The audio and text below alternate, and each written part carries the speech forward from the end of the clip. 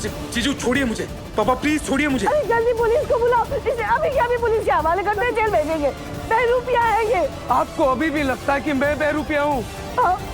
अरे दादी, बेरुपिया वो है, आप सबको बेवकूफ बनाकर रूही को लेकर पता नहीं कहाँ चला गया है। मेरी रूही की जान खतरे में है और आपको लगता है मैं बेरुपिया हूँ? मैं आपका नार हूँ दादी, प्लीज पहचानिए मुझे।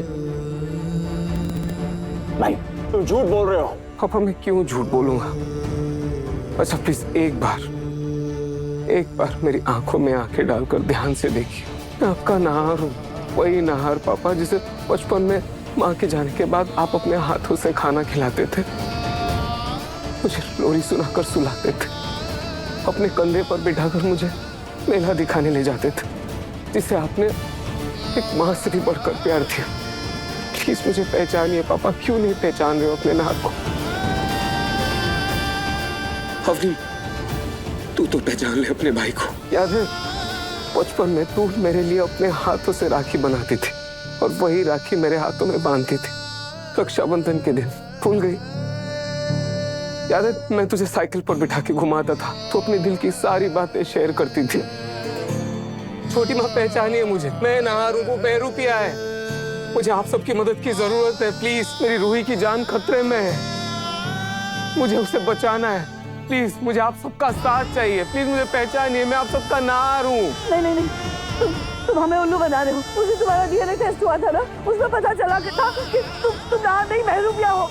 भला डीएनए टेस्ट गलत कैसे हो सकता है? मुझे नहीं पता दादी, मुझे नहीं पता वो रिपोर्ट कैसे बदल गई। ये उसकी चाल है दादी, आप लोग क्यों नहीं समझ रहे? अब बस आप लोगों को यकीन हो या ना हो, मुझे उससे कोई फर्क नहीं पड़ता। मेरी रूही की जान खतरे में है, मुझे अपनी रूही को बचाना है, इसलिए प्लीज मुझे जाने दीजिए।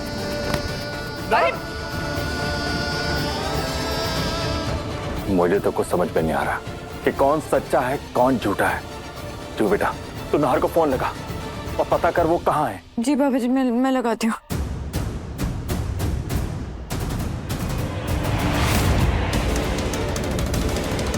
वो बेरुपिया मेरी रूही को कहाँ लेकर जा सकता है?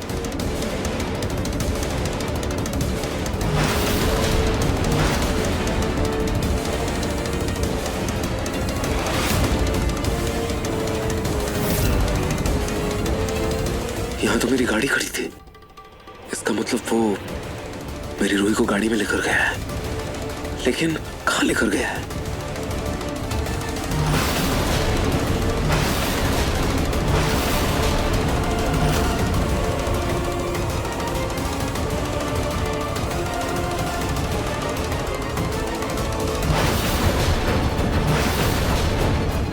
ये खून किसका है?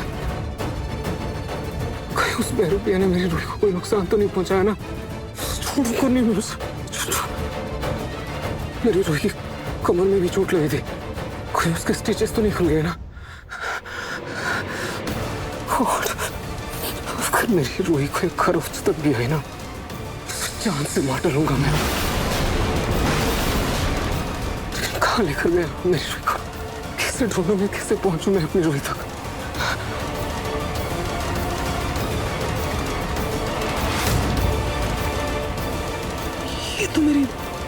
ये तो मेरी गाड़ी के टायर के निशान है। शायद इसकी मदद से मैं अपनी रूही तक पहुंच जाऊं।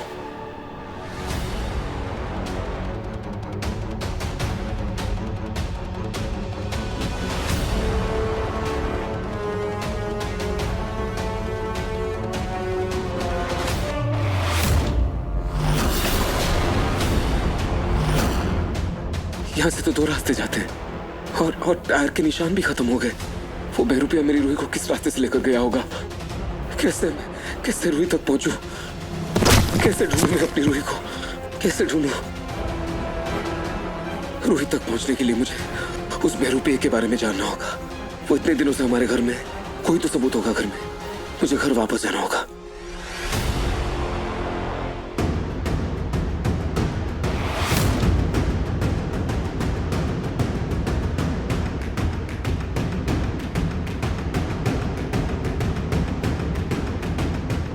नाहर जीजू का फोन तो स्विच ऑफ आ रहा है। एक काम करो, तुम रूही को फोन करो। जी।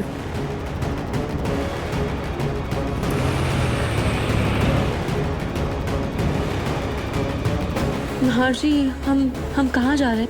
बस थोड़ी देर और फिर पता चल जाएगा। क्या हुआ? नाहर जी, शायद मेरे टाके खुल गए। मुझे बहुत दर्द हो रहा है। कोई बात नहीं, वहाँ ग्लव बॉक्स में बैंडेड है, लगा लो। हाँ।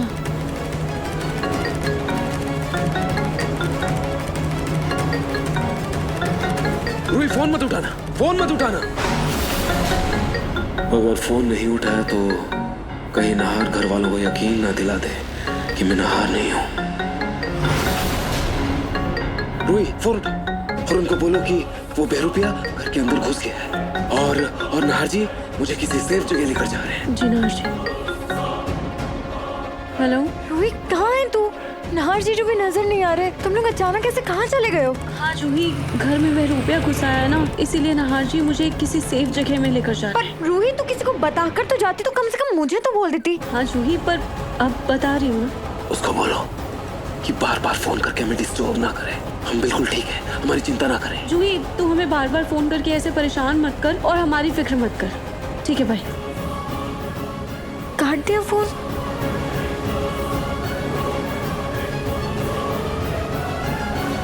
ये रूही ऐसे अजीब बिहेव क्यों कर रही है?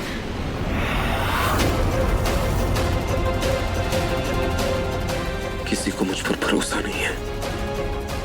मुझे किसी भी तरह छुपकर अपने कमरे में जाना होगा, वहीं मुझे कोई सबूत मिलेगा।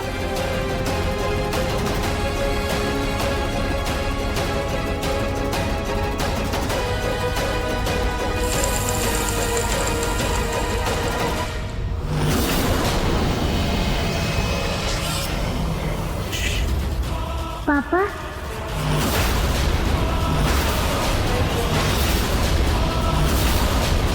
ये बहरूपिया फिर से आ गया। बस, वहीं रुक जाओ। अब मैं किसी की एक नहीं सुनने वाला।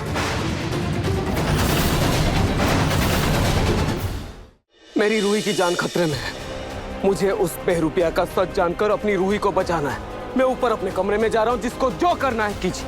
अरे रतन जी, मैं अभी पुलिस को बुलाता हूँ। हवलदार साहब, हवलदार साहब, वो बहरूपिया हमारे घर में घुस गया है, उसे पकड़िए जाके। किस तरफ गया है?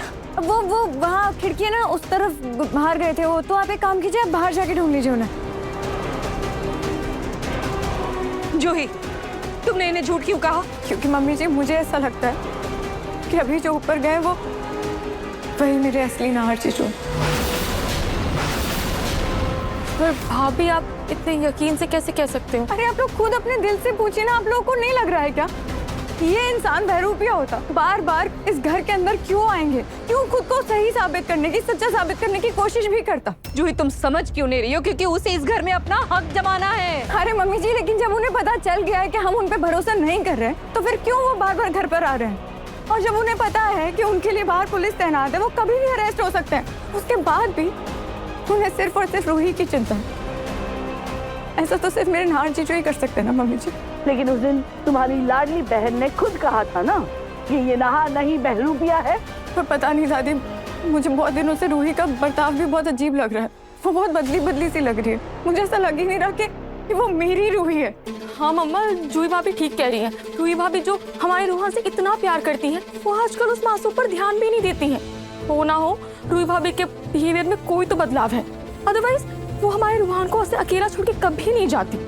और सबसे बड़ी बात, अगर नाहर जीजू को पता है कि इस घर पे बहरूपिया का खतरा है, तो वो अपने परिवार को ऐसा अकेला छोड़ के क्यों जाएंगे? और स्पेशली अपने रूहान को ऐसा अकेला छोड़ के चले जाएंगे क्या? वो तो ऐसा नहीं कर सकते ना। और रूही भी ऐसा कभी नहीं कर सकती। भाभी बिल्कुल ठीक कह रही हैं। मुझे कुछ समझ में नहीं आ रहा है, कौन सही कौन गलत, कौन सच्चा कौन झूठा। मुझे बस इतना पता है कि अभी जो ऊपर गए वो मेरे नाहर जीजू है। मेरी बहन रूही के साथ बहरूपिया है। मुझे पता नहीं वो क्या करेगा मेरी बहन के साथ। मेरी बहन अकेली उसके साथ। मन सुंदर, रात 8 बजे दंगल टीवी पर।